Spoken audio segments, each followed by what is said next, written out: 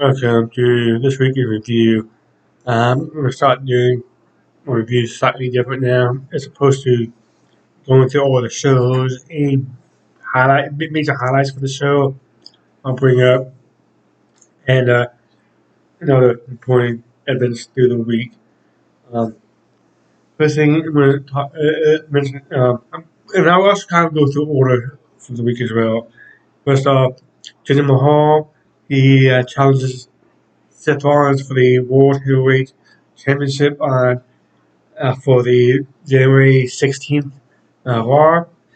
Um, a lot of that had to do with him in his segment with Rock from the week before, kind of like what excuse me, yeah, excuse me, that Austin Theory doing has been doing with the Rock when he was on SmackDown. About female, Phoebe, female, I think it is. Last name is at least. Won the NXT North American Championship as he cast in his NXT Breakout Tournament thing on the January 9th edition of NXT. What's his name? Dragon Lee. He just got finished a match with by defeating Lexus King, and then Obo came out after the match to cash it in to win it.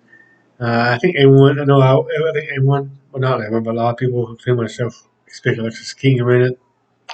But yeah, so I wonder if King is not going to stay in NXT for a long time. Well, one thing I want to note is that Nia Jax and Rhea Ripley had a face-to-face in the ring this past on Monday Night Raw. Even though I don't think that Nia's going to win the Royal Rumble, I wouldn't be surprised if it's Nia and Ripley at the Elimination Chamber in Perth. Uh, but Ripley's going to be on the card regardless of since he is from Australia. A lot of people don't realize that Nia Jax was actually born in um, Australia as well, and and through her Samoan, she is part Samoan. She did. She Plus, she has some Samoan families still out there in Samoa, but there are a lot of Samoans in Australia as well. And that's why you've been hearing people talk about The Rock and Roman Reigns wrestling it at Elimination Chamber as well, which looks like may not happen. Uh, Hook officially challenges Samoa Joe for the January 15th Dynamite. At the very end, I'm going to talk a bit more about the Hook and Jinder Mahal tweet from Tony Khan. The Young Bucks are going to take on Sting and Darby Allin at AEW's Revolution. Apparently, from where that Sting that one of them in his final match. So that's why they came out. He's not official yet, but I'm sure it'll be official within the next couple of weeks. Uh, and then Tony Khan wants him Sting to win. FTR doesn't won't get hurt by them losing there either. So uh, Vice Network renewed the Dark Side of the Ring for a fifth season. I think it's the fifth season. It's supposed to begin end of March, possibly. So I'm sure there'll be a bunch of stuff. Oh, they got the CM Punk stuff now too. Possibly they could try to do too. I'm sure Tony Khan might get mad at that and try to stop them for them as well. Do that. James has been announced as joining OVW as the creative director and head of female talent. And she's also going to be an executive director for all of the OVW wrestling shows. Deonna Purrazzo made her wrestling debut on AEW Collision. Uh, Big Bill and Ricky Starks actually retained their tag team titles at Battle of the Belts against Chris Jericho and Sammy Guevara. And this is a match that uh, that Chris Jericho and Kenny Omega had actually won uh, won in the match against FTR a couple months ago.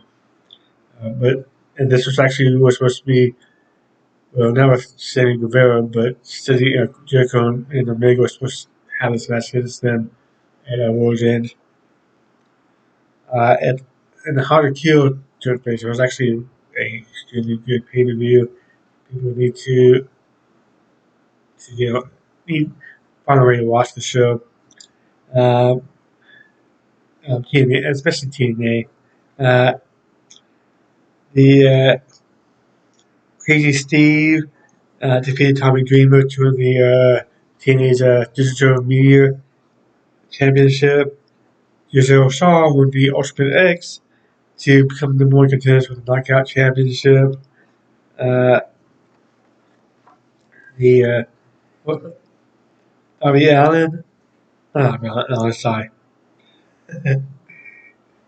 I said DK defeated MK Ultra to win the TNA NXT the TNA Knockouts Tag Team Championships. And MK Ultra is the longest title reign since Eric Young and ODB had it over a decade ago, and they actually held it when the towers got deactivated too. And this match was added to the card um, at the last minute. Jordan Grace defeated Trinity for the TNA Knockouts World Championship. So that could possibly mean that the Trinity is finishing up TNA this weekend, and then head back to WWE. Apparently, Bailey and Mercedes Moné, Sasha Banks were in the crowd in very bad disguises, and and and Ashley by Elegance, formerly known as Dana Brooke, was shown in the crowd watching this match. I mean, clearly she's signed by TNA now. And there were people who thought this was the big signing that TNA was talking about, but it wasn't quite yet. Uh, Next match was Moose defeating uh, Chris Shelley for the TNA World Championship match. And after the match, Mick Nemeth, formerly known as Dolph Ziggler, comes out and the super kick and the zigzag on Moose. And as he went into the crowd, after he was into the crowd, he whips, up, whips off his shirt, and he's wearing a TNA T-shirt. And one thing, he's like, if you watch my prediction show, I made a comment about Saban and Shirley, and I actually thought Saban was going to lose. Chris Saban was going to lose his title, except for his title, which he actually retained, and now Shirley's going to retain, but he lost. But I did mention that I heard in a couple of places that were talking about how both if Saban loses, both will lose. Both will win, both will lose at the same time, and I actually disagreed with that. And I was actually right. That's not wrong. The towers mixed up. Who was going to win?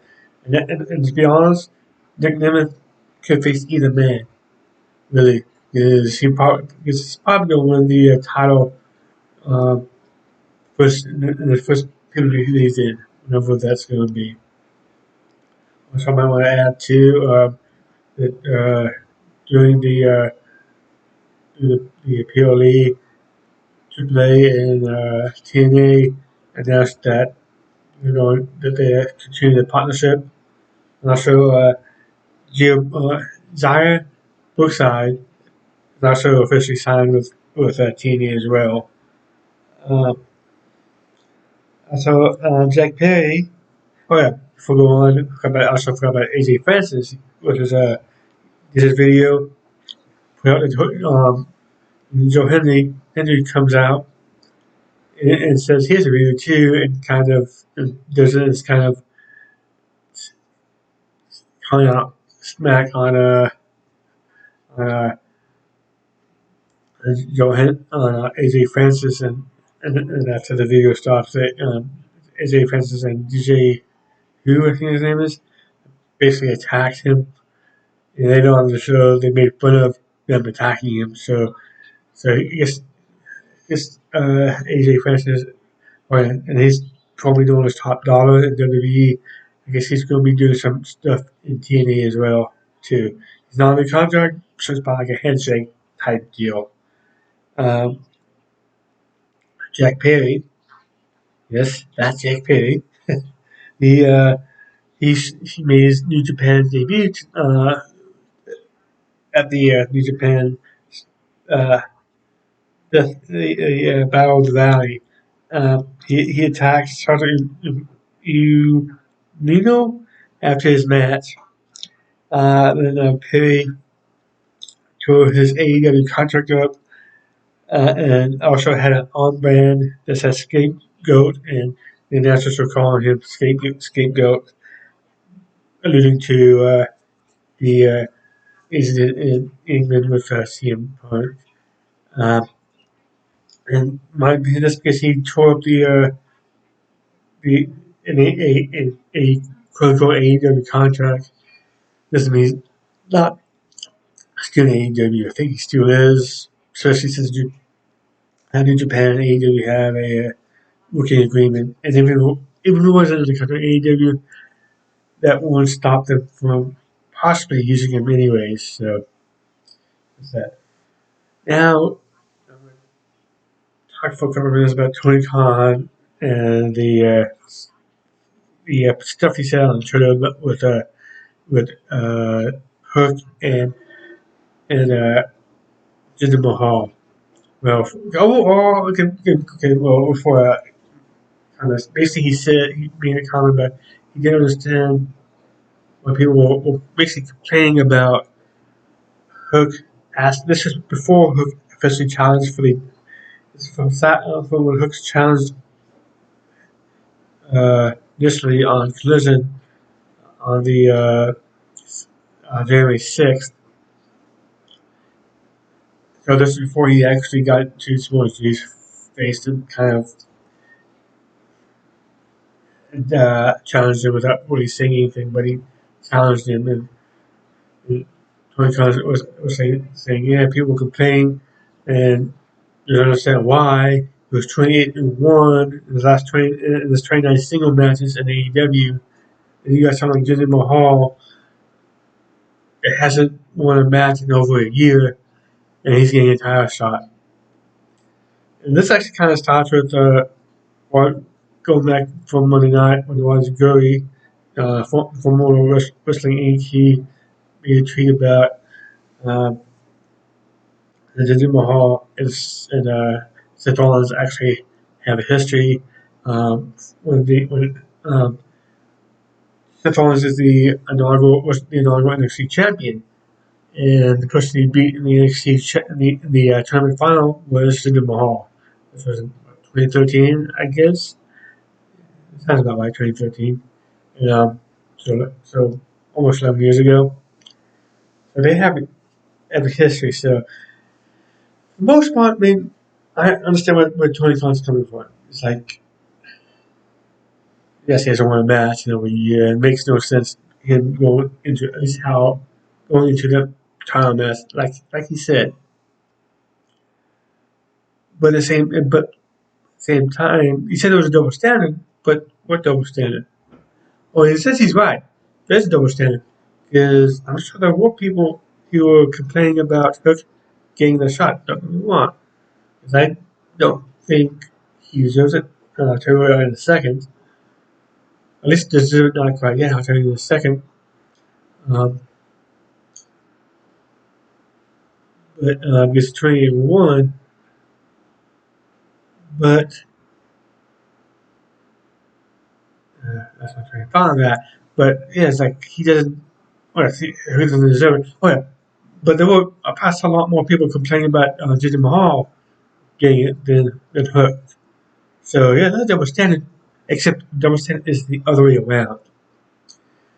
Not on Hook, but on Jinder Mahal. Now it's, with Hook, I think part of the reason people complain is not necessarily his 2081 record.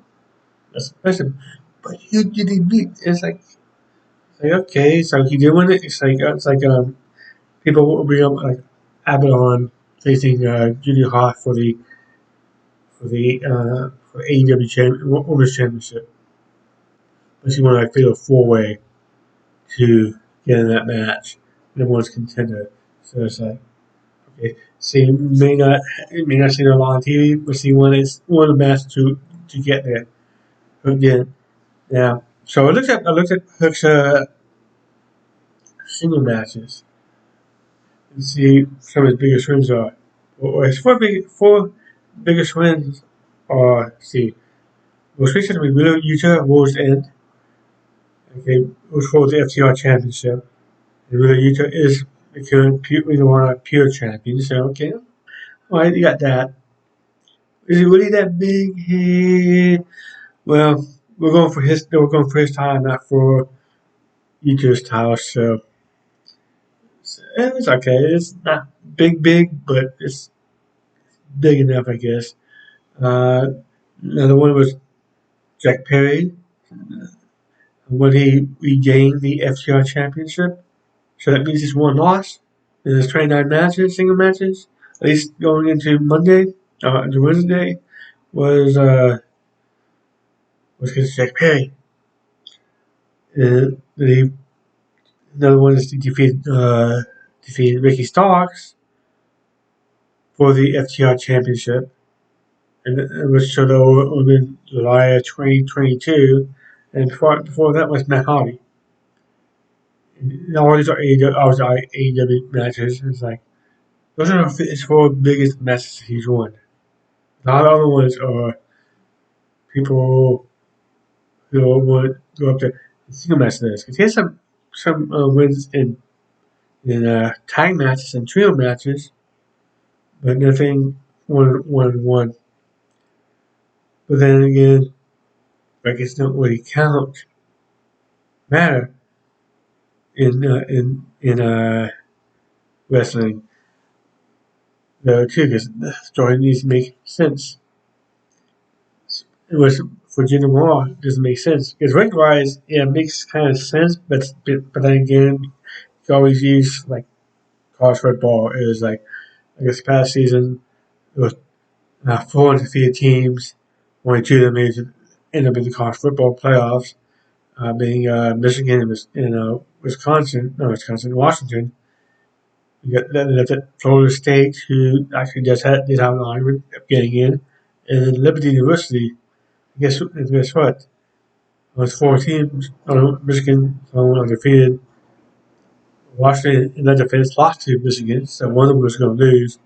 The other two lost the bowl games for other reasons. So the Tony Collins thing then nobody deserved to be in the playoffs because of the record.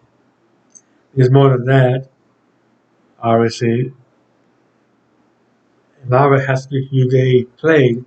And this should be also, yeah, he called his 28-1 record. Now he's 29-1. I think he won one pace on Friday. Yeah, but he hasn't anyone too many people of quality. Now, Jinder Mahal gets tired shot, but he's a former champ there too. So it's like, so yeah, a lot of times champs do that. Look at when when Charlotte came back in July. She got wide back in front of the line and see straight up said, "Because I'm the champ." It's like it's, that's part of the, well, because Tony knows that too. I've noticed that he will give some of his former champs like Kenny Omega out of the blue a power shot for no reason other than or people say because because Kenny didn't want to go so past his limit. It's like okay, well you know what that's gonna be. You could have built it up a little bit over a couple of weeks. And hey, how far are you from that? You know, storyline wise, but Tony Khan needs to sit back though and stop treating this dumb crap because it is dumb crap. Even though he's like this boy called cried wolf is like to an extent because it's not like I said, it's not exactly lying, but at the same time he did first of all he didn't need to bring up Jinder Mahal. You know, all he had to stick with was with because Jinder Mahal part was somewhat false, like I said, because like I said, I saw more people complain about Jinder Mahal than Hook. I don't recall seeing anyone complain about Hook, but I can see that people complain about Hook too. But it's like this. Hey, this is why I booked him. You don't even have to have offer an explanation why you booked him because I don't because there's no other book that does that. At least not immediately. It's like someone might ask Hunter Vince later on, but like none of this was something that they did in the moment. Let's lie. So thank you for watching. Please like, subscribe, comment, share, and have a good day.